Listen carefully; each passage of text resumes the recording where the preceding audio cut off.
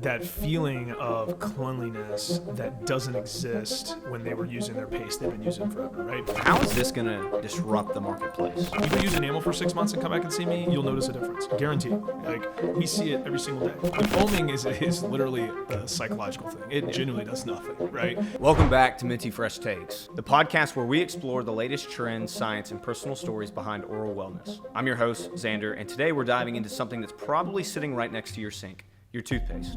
But we're not talking about the traditional tube, we're talking tabs. Toothpaste tabs have been gaining momentum, but there's still a lot of confusion and misconceptions about them. Are they effective? Are they worth switching to? And most importantly, what are dentists not telling you about your oral care? We'll answer these questions and more as we explore the myths, the science, and the simple truths around modern oral care. All right, we have got Dr. Jordan Harper with us in studio today. We've got some questions for Dr. Jordan Harper, some scripted, some not, so we're going to see how it goes today. Exciting. First segment that we're going to roll with today is we're going to talk about toothpaste tabs. Obviously, we've got the brand new product that's coming out with enamel, soft launching literally Today. So we're all excited about that. You can pick those up online. You can order those online. We'll put the link at the end of the show. Real quick, we're going to talk about toothpaste tabs. Talk to me about kind of how do they compare to traditional toothpaste? Sure. So what's unique about toothpaste tabs is it's waterless, it's cleaner, and it's more convenient, especially when it comes to travel, right? So like everyone's gone to TSA, they've been frisked because they accidentally brought a few milliliters of water too much on the airplane. And so with toothpaste tabs, you don't have to worry about any of that, right? Because it's a waterless product. You can bring as many of them as you want. Now, that being said, in regards to how it compares to actual toothpaste, toothpaste is different all around the world. And so US-based consumers like a little more mint-heavy toothpaste than other countries. They also like it to foam a bit more.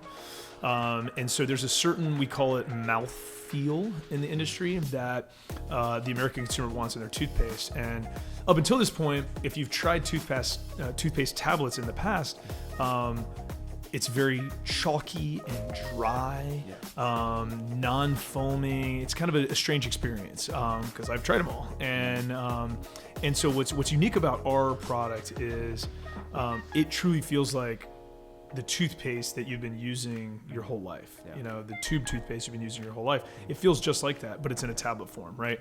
So that transition and adjustment period of going from a paste to a tablet is going to be much quicker with our product because it already kind of feels like what you're used to. And so I think that's like one of the key differences. Let me ask you this. Is there a benefit from the actual substance of the tab? Is there a benefit comparatively to a typical paste that I feel like most people use? Absolutely. So with most pastes, right, are all fluoride based, right? 99% of the toothpaste out there is fluoride based. You're starting to see some other players in the hydroxyapatite market. So ours contains micro-hydroxyapatite, which, you know, has been shown in studies to be just as effective, if not more effective, at preventing tooth decay, stopping sensitivity, all those things. So all the benefits that a traditional toothpaste provides, which essentially is just getting plaque biofilms, off the teeth, right? Those are those, you know, I use the analogy of the barnacles on the dock post, right? We're trying to get those off the teeth, right? So the toothpaste tablet is going to do that exact same thing. The micro-hydroxyapatite is just going to protect the teeth better because of the remineralizing component. Okay. So you would say comparatively, obviously, from the paste to the tablet, from the protecting and the cleaning aspect, it's going to be better. Oh, no doubt. Yeah. And the biggest thing to me is like once people get used to, and it only takes a week, honestly, of using a tablet, right? The tablet's foreign at first, and it's different. You're like, why am I putting a tablet in my mouth and then chewing it, you know? But once you get used to using it, you'll never go back to paste. That's ever. right. Yeah. Because it's so much faster, it's so much more convenient, and the user experience is so much better, you know? Especially even think about like the elderly population where you've got arthritic hands and it's more difficult for them to accurately squeeze out a proper dose of toothpaste out of a tube, right? You give them a tablet, pop it in their mouth. It's easy, right? Another good example that I was talking about with a friend the other day is a population that maybe a lot of people don't think about, which is the blind people, right? Yeah. Think about blind people, Yeah. right? So they're in their bathroom fumbling around trying to figure out how to get paste on a brush that they can't see, and they're having to do it all by feel. Yeah. With a tablet, we've eliminated all that. Yep. Take a tablet, pop it in your mouth, brush your teeth. Brush your teeth, and it's done. Yep. I love it. One other thing we did want to talk about real quick, talk about this spa feel, the spa effect that you feel like that you get when you're using these toothpaste tablets. It's almost the exfoliating feel on the tooth that you would almost feel like you get, obviously, when you come to the dentist. You can get that right at home now with these toothpaste tablets. Absolutely. I would say that's the number one, when we did our trials, that's like the number one feedback we got from patients was that feeling of cleanliness that doesn't exist when they were using their paste they've been using forever, right? And I think part of it is the ingredients in our toothpaste. I think the other part of it is how the tablet, as it kind of dissolves in the mouth quickly. Grittiness is the wrong word because you don't want it to be too abrasive, but I think what people find is the consistency. That's the word. The consistency of the toothpaste tab truly makes people feel like, wow, it really does clean, because it's more effective at getting the plaque off, right? And so if you nail the consistency, you nail the taste, and you nail the mouthfeel, that's going to lead to people feeling like, their teeth are clean just like they were at the dentist. That's right. And that is the feedback we got. Is like people use it the first time and they're like, I feel like I just left the dentist. Yeah. And that's ultimately what you want in a at-home spa for your smile product. Yeah. Well, I know I've personally switched over to the tabs, and I will never go back to anything else. I've tried it when I couldn't get the tabs. I had used it for probably 2 months, and then I stopped, and I used toothpaste for like a week, and I was like, I'm not doing this again. It's garbage. It's garbage. Once you go back, man, it's garbage. Like I said, I still have stacks of toothpaste tubes sitting in my drawer because I don't use anything else anymore. That's right. That's right. So if you're watching from at home, we're rolling into segment 2. We've got prepared questions, obviously, for Dr. Harper that we move through, and each section has a different topic. And so for segment 2, we're talking about what dentists aren't telling you about your oral health. So, Dr. Harper, question number 1. What are some things that your dentist might not be telling you currently about your modern oral health right now? So I find, as dentists, we got all this CE and stuff like that. And a lot of this CE that is out there focuses on how to hone our skills, how to get better at placing implants, how to do ortho, how to do all these different things, right? And I think a miss that happens is we don't get that exposure to maybe the journal articles and the things that come across your email that you instantly delete, right? Yeah, that's right. And so I feel like a lot of dentists don't get exposure to that, and there's this big status quo is status quo, right? And so it's very hard to move the needle with when you got hundreds of thousands of dentists in the country, right? Yeah. It's very hard to move that needle. We all get trained in a very scientific method way, which is good, right? Like we have some of the best education systems in the world here, especially when it comes to dental. And so, but what I feel like happens is we as dentists get so focused on being able to provide other awesome services for our patients that maybe we miss, some of the potential areas where, things can improve from a layperson, from a patient standpoint, as far as the way they take care of themselves. And so, so I think honestly, it's just it wasn't on my radar. Yeah. Right. Toothpaste tablets, I didn't even know they existed. Right. Yeah. And it was one of those things when it was brought to me a year ago, it was like, wow, what else have I been missing? What else on the patient consumer side have I been missing and not paying attention to? And it's not for lack of education, because I do more than my required amount of continuing education every single year. It's like, how did I miss all this, right? Yeah. And so that led me down a rabbit hole of doing my own research and discovering hey, what innovative things and techniques are out there that we could be talking about with our patients. And I think it's really important too for dentists to keep an open mind when their patient comes in with a new product that the dentist has never heard of, right? I feel like the tendency is a lot of, I've never heard of that. You need to keep using XYZ brand or whatever, right? And they kind of poo-poo it. Yeah. But I really think dentists need to have a little bit more open mind when it comes to, what other product offerings are out there that could be innovative and better and on the leading edge, right? Because the leading edge is the leading edge because it starts with a very small percentage of the population and then expands, right? And that's kind of the goal. Why do you feel like the landscape, including obviously dentistry, might be a little bit slower to change? Why do you feel like that's a... I think part of it has to do with and this happens to everyone, every profession. I think everyone gets in a rut. They get a comfort zone, and they don't want to push the boundaries beyond it, right? And so that happens to a lot of us in our careers, and dentists are no different. And we get kind of stuck in that swim lane. We know it works. We know it's been working, and let's just keep rolling with it. And, it's like change is too hard, So, yeah. But I think we can speak, obviously, for this, not only this dentistry, but the toothpaste tabs that we're creating, but that's not the case here. No, we want to push the boundaries of what absolutely we can not. go. And that's like the whole thing behind what we're doing is trying to be the tip of the spear. We want to be the first people, to have toothpaste in someone's home that truly is game changing. It's not just some product that has been repackaged and repurposed. It truly is something different, unique, that no one's experienced before. And so once people, I think, try it, it's gonna be like they're gonna realize like, wow, this is not toothpaste in the way that I used to think toothpaste is. This is the way the toothpaste of the future. This is the way it's gonna be. Now let me ask you this: do you think that's why dentists have been so not willing to jump to the toothpaste tabs? Maybe they're scared. Maybe they don't have enough research on them. I don't even think it's that. I think honestly it's a lack of awareness of their existence. To be honest with you, I mean, I texted 10 of my dental buddies. So I was like, hey, how many of you guys have used toothpaste tabs? And half of them had never even heard of a toothpaste tab. You know what I mean? Again, it's just that lack of awareness that it's just not out there. I think once people, once word starts to get out there and we keep disseminating this information out there, I really think it's going to be the wave of the future, and paste just won't be a thing as much anymore, because maybe it'll just be a thing for kids because it's hard to get a 2-year-old to chew a tablet. But I think paste is going to fall by the wayside ultimately.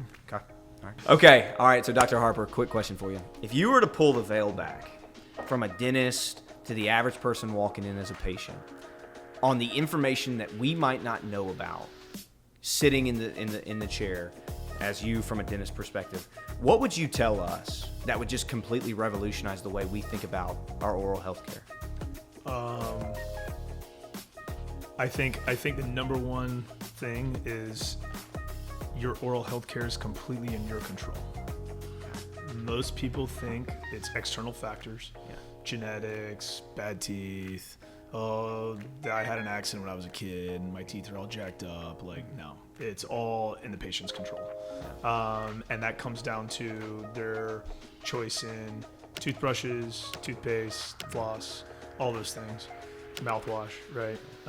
And so to me, the biggest thing I see to overcome with patients is like stressing the emphasis of, look, you come see me twice a year. Small subset of patients come more than twice a year. But like at the end of the day, you have to be doing your homework. You have to. And maintenance is everything. You don't go run and drive your car for 10 years without changing the tires and changing the oil, right? So why would you not do that with your teeth, right? And so arguably the most important thing that you could do is the at-home ritual, the at-home routine of what you do with your teeth, right? And most people get lazy and tired and they go, well, it's late, I'm tired, I'm not gonna brush my teeth, right? That's the worst thing you can do, right? Whereas if you grab something like enamel, use it, have a great experience, give your teeth that refreshment that they need and want, your oral health is going to improve, hands down. You go use enamel for 6 months and come back and see me, you'll notice a difference, guaranteed. Like, we see it every single day. People that transition from different types of toothbrushes, people that start changing their oral habits. Like, we see a difference in the gum tissue, the way the gum tissue looks, the amount of cavities they have. Like, we see all that. And the main thing that changes is not them coming to the dentist twice a year. It's what they're doing at home. And that's where things like using innovative products like enamel that has micro-hydroxyapatite in it, right? Not only are you changing the game with the ingredients that's in the toothpaste, you're also changing the game in how those ingredients affect the teeth and what they do to the teeth and your overall health.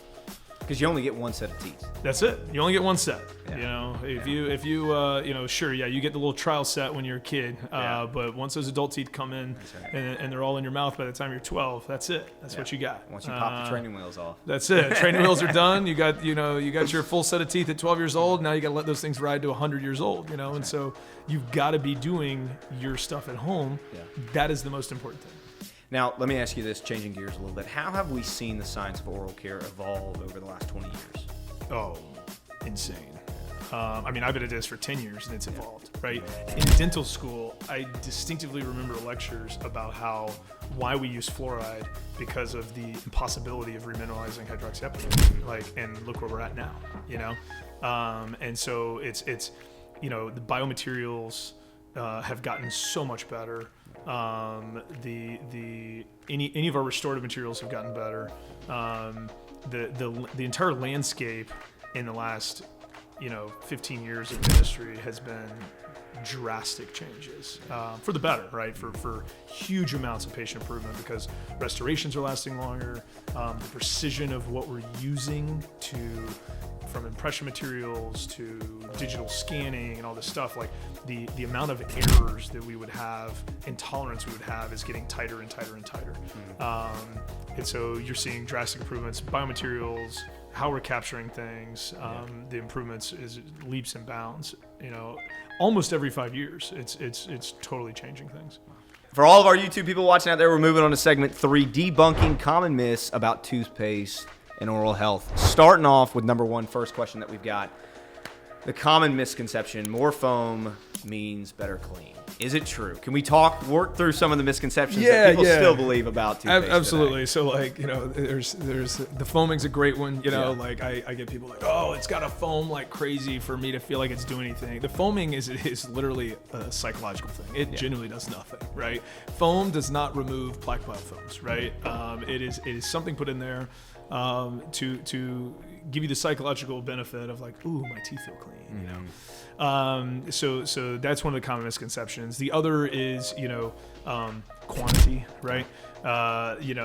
People like gob, just an insane amount of toothpaste. That extra toothpaste is doing nothing but making a mess all over your sink, right? That's where like the toothpaste tab like enamel comes in because it's like we're giving you the perfect proper dose, right? Yeah. There's no need to use half a tube for the first time you brush, and so those are several of the very common misconceptions. And one of the biggest things is it's changing the habit, right? Yeah. That's the biggest thing. It's getting people to do it twice a day for 2 minutes. If you set your iPhone timer for 2 minutes, 2 minutes is a long time, and most people do it for 30 seconds. And the other thing is technique, right? So you've got to manipulate the brush properly, right? So that the bristles can be effective at removing the plaque biofilm with the help of the paste, right?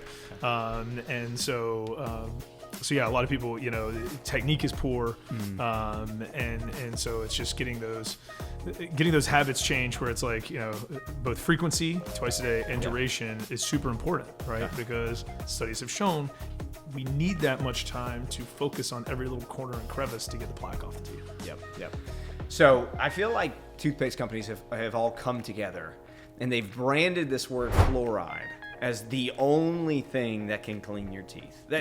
And I have a hard time believing that that's the case, especially after hearing everything about hydroxyapatite. Why is it that people believe still to today that fluoride is the only thing that can protect your teeth? Because micro-hydroxyapatite hasn't been promoted. That's the short and skinny of it. Micro-hydroxyapatite is very expensive to manufacture. Stannous fluoride can be manufactured by the metric ton very cheaply. Back to the status quo thing, you have an industry where the status quo for 60 plus years has been we're using this fluoride, It's indoctrinated the people, so that's all the people think, right? And that's what we're doing as part of Enamel and part of this podcast is trying to educate the consumer, like, look guys, there's other options out there, and oh, by the way, the options are better. Like, spoiler alert, and so I think it's just years and years and years and years and years of people hearing the term, they're used to it. Micro-hydroxyapatite, you're like, how do I pronounce that again? Micro what? And so in 20 years, my goal is that micro-hydroxyapatite is the buzzword that's no longer a buzzword. It's just common knowledge. Oh yeah, micro-hydroxyapatite, of course. It's in all the toothpaste. Who uses fluoride anymore? That's from the 70s, right? And so that's kind of the goal. And I think it's just again, it's a lack of awareness thing. lack of promotion, because change is hard, and the bigger the company gets, right, the harder it is to change things. That's right. Right? Change in a well-oiled big machine is hard. Whereas when you're a smaller company, nimble and quick, you can pivot and stay on top of things that are more modern and better. Yeah. So what role would you say natural ingredients currently play right now in modern oral care? So I think COVID really marked a turning point in the way people think about what they're putting in their body. Okay. In a way that had never really been thought of before. As the generations have kind of evolved in time in the last 100 years, we've gotten more cognizant of what we're using, because as a population boom happened, more things were being modified to produce food sources and all these types of things, right? And so COVID happens, you start getting people really paying attention to what they're putting inside their body, and so people want things that are natural. People, even if it is a safe chemical or safe compound, people are concerned now. They're like, well, that's a foreign substance. It's not naturally occurring. I don't know, right? And so I think it's just more than anything, it's reassuring to the patient. Like, hey, look, it's natural. Nothing's going to harm you. It's all naturally occurring. It's fine, And I think more than anything, that's going to really become, as we continue, to go down this path.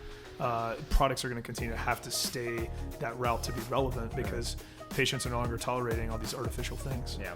And then, what would you say, are they as effective as chemical-based formulas? Oh, absolutely. And that's the beauty of some of the studies that have completed in the last year is, we're finding, hey, look, using things like micro-hydroxyapatite, we keep beating that to death, but using that is just as effective, not better than fluoride. Yeah. Right. So it's like, okay, FDA poison on the registry, right? Or micro-hydroxyapatite, right? Which one would you choose? If they're both equally effective, or even maybe more effective for micro-hydroxyapatite, and the choice is clear, right? It's like, I think everyone would say, well, sure, I would want what's naturally occurring, right? Because you're starting to get, right, all these studies are beginning now, right? And we don't have conclusions yet, right? But people are beginning to start to see correlations, right? And there's difference in scientific statistics between correlations and an actual scientific fact that's been proven by studies, right? There's a difference there. And so, but without getting into the weeds on the statistics part of things, the studies are starting now, because what we're finding is the concerns about fluoride, right? Is microdoses of fluoride being found in tissues throughout the body that we didn't ever find it, right? Does that cumulative effect cause things? What does it cause, right? Just read a study this morning talking about the potential correlation between, they're finishing up a study showing fluoride's effects that pregnant and nursing women could be affecting the baby, right? And then lowering the IQ, right? So it's like, so again, we don't have the definitive answer yet, because the studies are ongoing. These studies take years, sometimes decades to complete. But the point is why? I'm not being fluoride agnostic. I'm just saying there's something better out there. Why not use it? And then you take the risk completely off the table. Why settle for the thing that you know, Bingo. which isn't the best thing in the world, Bingo. for something that's currently available today that's better? Exactly. Exactly. And then it's like, who cares what the foundation? Who cares if in 5 years the study comes out and hey, look, fluoride is residing on the thyroid. It is causing IQ problems in babies. It is causing all this stuff. You could literally right now just go, well, I'm gonna start using something different, right? I'm gonna use enamel, let's say, for instance, and I don't even have to worry about the results of that study, because it's not gonna be relevant to me, because I've eliminated that from my life. So pregnant women, you need enamel immediately. Yes, right now. That's right. And it's available to order. Yeah, and that's my wife and I have a daughter, and it's one of those interesting things that I was able to witness firsthand with my wife, and in talking with other friends of ours that have had children. It's one of the first times you really start. We talked about COVID. People started paying attention to what they're putting in their bodies, right? When women get pregnant, instantly it's like this light switch. They wake up and they're like, I'm pregnant. I gotta focus on everything I'm putting inside me. Everything's gotta change. Everything's gotta be this. Everything's gotta be that, right? And it's like mom mode goes full bore, right? And so it's like, it's like this awesome time in a woman's life when like they're like, you know, suddenly responsible for another human being. Yep. There's all this like, you know, something I'll never understand. There's all this, you know, all these feelings they have, right? And all of a sudden they start focusing on what they're putting in their body, right? And, you know, that transition happens, and you know, I just think what's going to happen is that it's not going to just apply to pregnant women. It's going to start applying to the entire population. That's right. The entire population is going to wake up and realize, wait a minute, what are we doing here? That's like, right. why? If they're also if the pregnant ladies are starting to change, why isn't everyone else changing, right? You know. So, anyways. Perfect. All right, guys, moving on to segment 4. We're doing a brand new segment here on Minty Fresh Takes, where it's the unscripted questions for Dr. Jordan Harper. Written by yours truly, on behalf of the people, my people. Okay, here's what we're going to do. We've got 3 questions for Dr. Harper. We're going to see how this goes. We've never done this before, obviously, so could go great. You know, we're going to see. We're going to see. All right, first question right off the bat. Are you right or left-handed? Right. Okay, you're right-handed. Not ambidextrous or anything like that, just right-handed. Nothing. Can't do anything with my left hand. Okay. Right-handed only. What do you think the population of America is left or right-handed percentage-wise? What would you say? I mean, I'm literally guessing. My wife's left-handed, but she's also kind of ambidextrous because she plays golf right-handed. I don't know. I'd say 75% right, 25 left. Okay, so it's actually 90% right, 10% left. Okay, interesting. So, with that information, you would assume probably anywhere between 10 to 15% brush their teeth with their left hand. Correct. Right? Yep. So that is going to carry over. So let me ask you this: as a dentist, do you see more cavities on the left side of the mouth? I like this question. Comparatively to the right side. This is good. Okay. I like this. Okay. So I do not see. So your question was, do I see more cavities on the left? On the left side of the mouth comparatively to the right. So it's interesting. Yeah. It's the opposite. Really? And it's not the opposite in the form of cavities. Okay. So handedness definitely plays a role. Okay. But it's different than what you think. It's not cavity based. So there is a subset of the population that is very aggressive toothbrushers, right? Okay. They do the saw motion. I am that bad. person. Don't do the saw motion. I am that person. Gentle circles with the bristles at a 45-degree angle, okay? That's how you brush your teeth. But they're in there with the saw, right? Because they think that's just, I mean, and look, their teeth are squeaky clean, right? Okay. The problem is they're also mechanically abrading the teeth, okay? So I will get patients that come in and they develop these lesions called abfractions at the gum line of their teeth, okay? So it's an area where literally mechanically they have removed the enamel from their teeth and the removing dentin over the years, right? And I'll ask them and I'll go, hey, are you right-handed? And they go, yeah, why? Because guess what? The abfractions on the left side are way deeper than the ones on the right. So think about the ergonomics of a toothbrush. Yeah. If you're right-handed, the left side's much easier access. The right side, you go backhand like this, like a backhand in tennis, and you're hitting it this way, so you're not putting as much force. Holy cow. So the left side gets way more abfractions on right-handed people that are aggressive toothbrushers. I'm like great question. Putting my tongue in my mouth right now trying to figure out. Great question. Because seriously, I have got probably at the gum line, anyway, we might be getting a little bit too much, but I've got parts at the gum line at my teeth where it is a little bit more sensitive than it is on this side. And it's just at the top on the left side of my, I've got like 2 teeth. And are you right-handed? Yes, I'm right-handed. Yeah, so that's probably what it is. It's probably, you have got a little more mechanical abrasion of the tooth structure. And you're young, right? Yeah. So this is not something that happens over So it's only going to get worse. It will only get worse, yes. And it's one of those things that happens over decades, not a year or two, but like decades of the wear and tear. Yeah. You will see that happen. Guaranteed. I've seen it. I've seen it. Lord. Okay, question number 2. We've got enamel packaging, we've got the jars, we've got the product. Everything looks great on it. Question on the flavor. The flavor is mint, and it tastes great. Now, there's a couple different. I mean, there's a lot of different ways you can go in the mint flavor. Will we see other flavors come soon through enamel? Yes, you will. Yeah. Okay. So mint is the most popular flavor in all of America. That's why we went with mint, because it's kind of the most universal, so we get our name out the door, right? Yep. Flavors are already in the process. Right now we're using our kind of unique triple mint. One of my really good friends, though, has a mint aversion, and his favorite flavor is citrus. Wow. So Michael, it's for you, buddy. And so we're gonna do citrus first, and that'll be one of the first flavors we unveil next. And then we've got a couple more in the mix as well. And we're gonna do them limited runs at first to see how people like them. But if people like them, we'll keep making them. You know. But yeah, it's really important for us too. The taste has to be spot on, right? And so.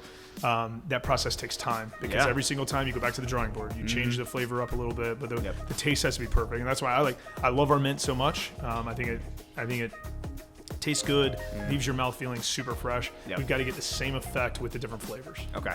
And last question, unscripted, completely off the cuff. We had mentioned, it was crazy, we talked about it earlier in the show, and I didn't think we were going to bring it up. We talk about how kids, they have their row of teeth, and then the adults have teeth at the top and at the bottom. And it almost looks like a shark. I know me and Abby were talking about it off camera. Why is it, if I break a bone, I can regrow a bone, right? If a kid has brand new teeth coming in, they lose the teeth, they're a whole nother set coming in. Why is it that we cannot grow teeth? So teeth is actually an extension. Think of teeth morphologically as fingernails or hair or something like that, because that's more of what it is. It's more morphologically like that. We don't regrow teeth because basically the process of a tooth forming begins as a tooth bud. So think of it like a seed for a flower, right? And then all of these amazing processes happen that allow enamel to be deposited onto dentin properly, and they're all very finicky, right? Like we're regrowing teeth in petri dishes. They've already got that figured out using stem cells. But the problem we can't figure out yet is depositing the enamel on dentin properly. That's what we can't figure out, because that process is so temperamental, and we can't figure out exactly how the body does it, and so it's a challenge, right? But that's why things don't regrow those teeth, because what people don't realize is, like, let's use the baby teeth as an example, right? The baby teeth are already starting to form as tooth buds in your utero. Okay. When you're 1 year old, your adult teeth are already starting to form, right? And most people don't realize that, right? These things are taking years and years and years and years and years to form and grow. That's why I like to use kind of like the seed analogy, as it really starts as a small seed before it grows into a tree. And there's lots of different processes that have to happen for that to happen. But kind of going back to the flower example, like the flower does grow, but there's a set height that the flower is going to grow to. Correct. Like there's a set width, there's a set weight, whatever it is, and that tooth has that set boundary of whatever the tooth's going to be. Correct. And after that, it's it. That's it. Yep. That's it. Yep. And unfortunately, once you get enamel is really tooth structure in general. Tooth structure in general is so precious. Whether you're talking about enamel or dentin, period, right? Tooth structure is a precious commodity, right? Because as you lose tooth structure, the success rate of our restorations as dentists that we do to provide patients goes down. It's corollary, right? So the less tooth structure, the less chances of my restoration lasting to the end of your life, right? Which is our goal, right? My goal is to get you out the door at whatever time you leave this planet with all your teeth. That's goal, right? And so I need tooth structure to help make that happen, right? And as you lose less and less and less tooth structure, the restorations we have last less and less and less too. And so that's why preserving the enamel on your teeth is so important. Preserving that tooth structure is so important, and that's what micro-hydroxyapatite is so exciting to me, because it is the first thing we're using in paste that has the opportunity to actually truly slow it, and not just be an armor all for your teeth. So as a dentist, would you say you're not only a doctor, you're not only an engineer, but you're also an artist? I am. Which is the cup. Yes, Dr. Dork got me this cup when I bought my practice. So yes, yes, it's a good anagram. Good That's anagram. right. That's right. Now let me ask you this: do we want to do this today? We want to walk through that. Do the mouthwash. We talk about that, or it's a big jar too. What is this? Is this a full month's worth? Yep. Right here. Okay. Yep, that's 4 months worth. And then we've got the green right here, so you can either get them in blue or you can get them in green. Yep.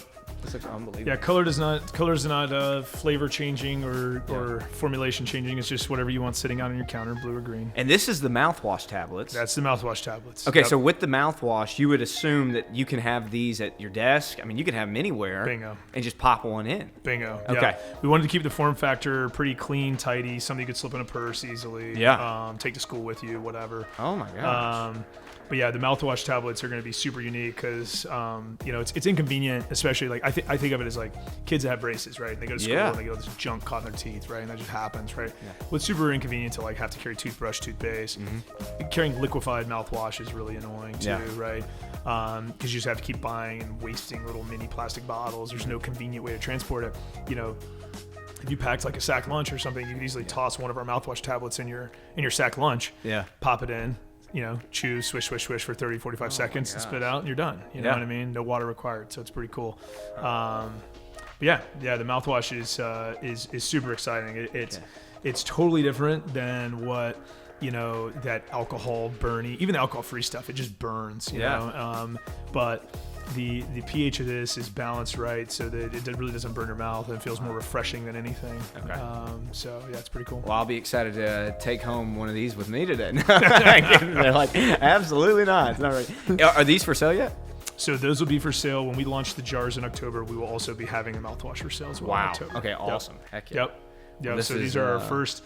You're getting to see live. These are the first what we call post-production samples. So the production run of our first production of the product's complete, and then these are the first production versions of those. We got a few from the manufacturer. Dr. Harper, kind of walk me through how is this going to disrupt the marketplace? So the big thing in dentistry, and I'm going to try one right now while he's talking. So. The big thing with in dentistry right now is discussing the alcohol-based mouthwash we're all used to and how it's killing too much of the oral microbiome.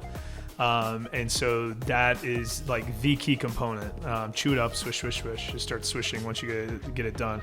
Get it to a consistency and just start swishing. It's going to foam much faster than the tablet will. Do I spit it out or do I swallow? No, you can do either. It's not going to hurt you either way, but swish, and then treat it like a mouthwash. But so it's the big thing it's going to do is it doesn't have the alcohol base, so it's not killing the oral microbiome completely. It also has micro-hydroxyapatite in it. And so this is great. I love impromptu stuff. So it's going to change the game as far as mouthwash is concerned because mouthwash is starting to get a very bad stigma because what we're finding is studies are showing that the bacteria that populate the gut come from the mouth. And so we need that bacteria. Holy cow, I love it. I just swallowed it. I'm good to go. I feel like I'm ready to take on the day. And that's the cool thing is it doesn't have fluoride in it. Yeah. So, you don't want to swallow tons of it, but it's not going to hurt you if you swallow it. Okay. It's not the end of the world. Wow. Because micro-hydroxyapatite's not going to harm you. Yeah, because you already have it on your teeth. Bingo. Yeah, that's unbelievable. Well, I love the product. I think this is going to be great, and I can't wait to get my hands on one. Sounds good. Nice. Well, I love it. These are going to do so well in the market, and we are so excited to get these into y'all's hands. As you stay following along with us here at Minty Fresh Takes, this is going to be something that we're going to continue to highlight, as well as all the information we're going to be continuing to give you guys about oral care, about what you can do to when you come to the dentist says, wow, you've been taking care of yourself. So thanks so much for listening. Thanks so much for watching today. Dr. Jordan Harper, we appreciate all your time. Thanks for having me. We'll see you guys on episode 4.